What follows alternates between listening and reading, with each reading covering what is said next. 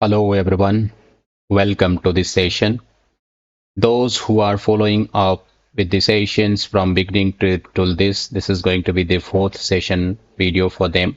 And those who have landed up directly on this video, I would like to tell you that we are making a series of videos on C programming language from beginners to expert.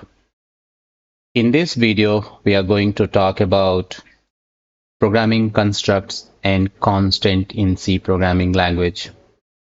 Talking about programming construct, this is a way you write a program. The way means the program that you write should execute in which way. Either it should go sequentially, or it has to be branched at some places, or you want to repeat the steps. So, for example, you have very simple steps 1, 2, 3, 4, 5, and your program executes in a very sequential way. We call it as one type of programming construct.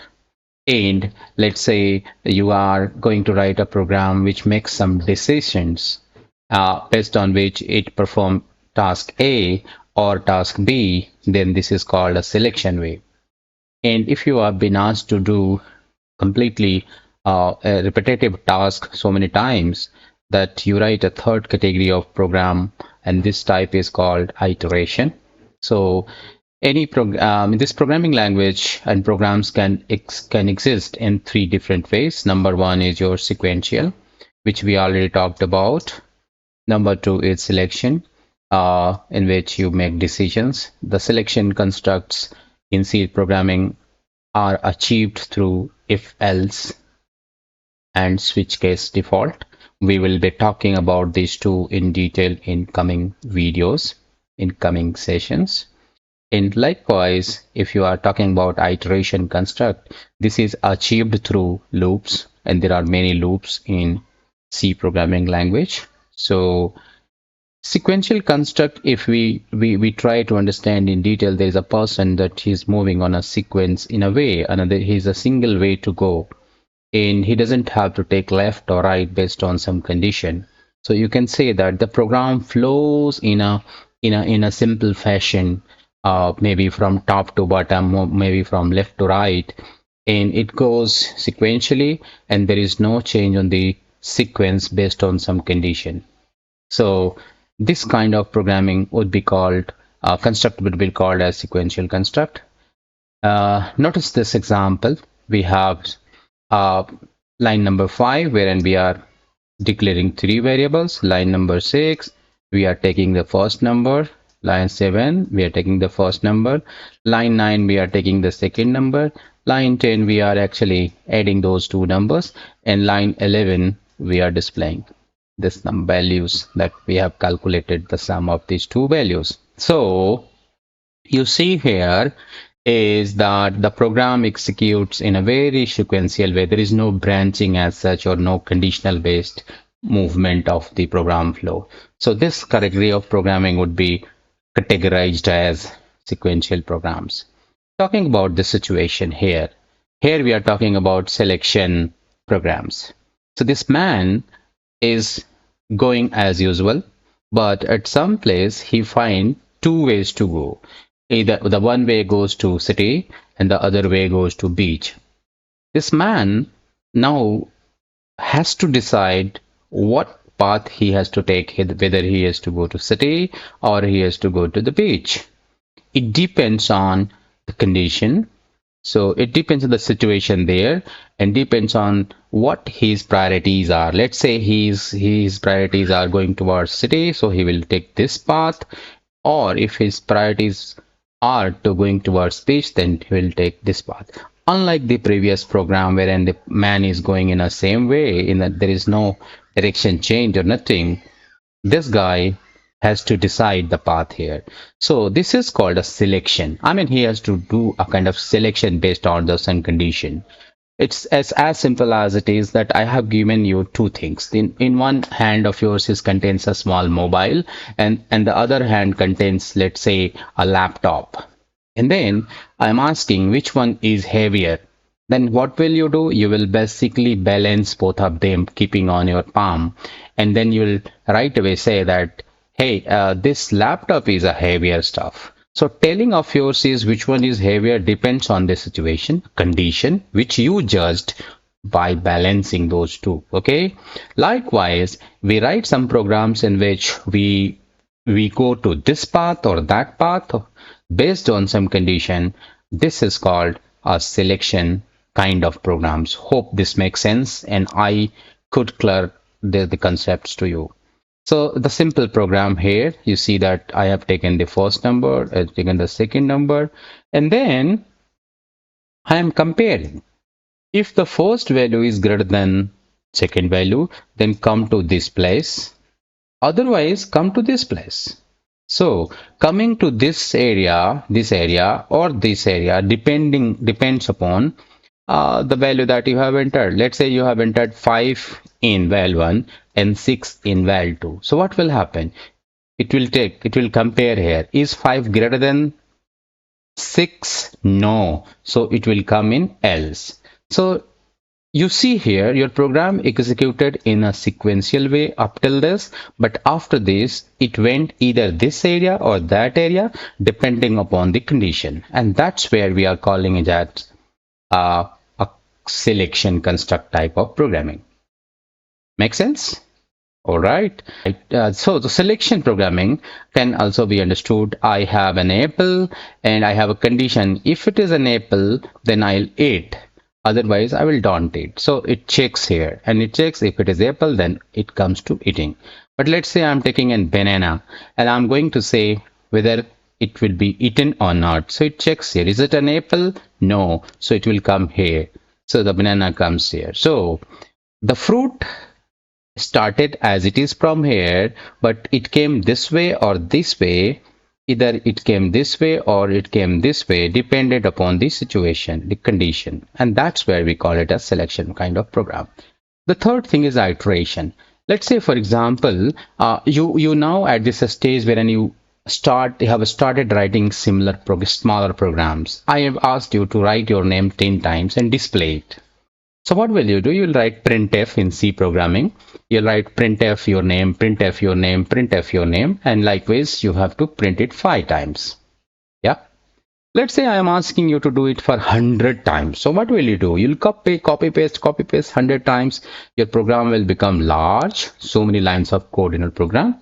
So basically, if on what exactly you are simply doing this thing. This is the common stuff that you are trying to do. So there is a mechanism by which you can repeat a common thing as many times as you wish. And that's where we are landing up with iteration construct. Iteration programs in C are achieved through loops, and how we write the loops here, you can see. This is an example of for loop wherein I am trying to say, hey, for loop, you start from 1 and go till 5 and do these activities. We'll be learning about these loops in details in coming sessions, but for now, you just try to understand if iteration type of programs are the kind of programs wherein the same thing can be repeated as many times as we wish. The third concept is the constants in C. The constant again is a kind of variable, and it is a kind of variable which is a read-only variable.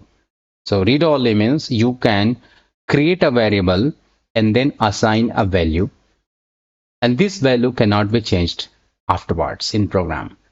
So there could be many situations or many requirements like this wherein you don't want a value to be changed in the program, and that is what constants comes into the picture. Okay, constants can be written like this. Let's say, for example, I am creating val1, I am trying to store 800 to it, and I'm trying to print it, and this value is getting printed. I'm going to alter this value later in the program, and this should give me an error saying that assignment of read-only variable val1. This is not possible. Preferably, the constants should be written with the uppercase to identify them indifferently. The variable name of constant we should write in uppercase, and the second thing is that whenever you create the constant, it must be assigned right there. Okay, if you don't assign, C compiler will give you an error. Having said that, we have understood everything, the three types of programming, construct and constant. Let me take you to the demo. So let's go.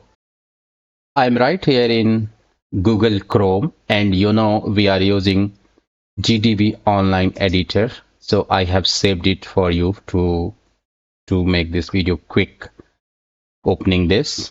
And I have created a couple of projects. So if you have any issues creating projects and files, please write me. I will tell you in a separate video how to do. But I think if you play around this, you would be able to create it. It's easy to do.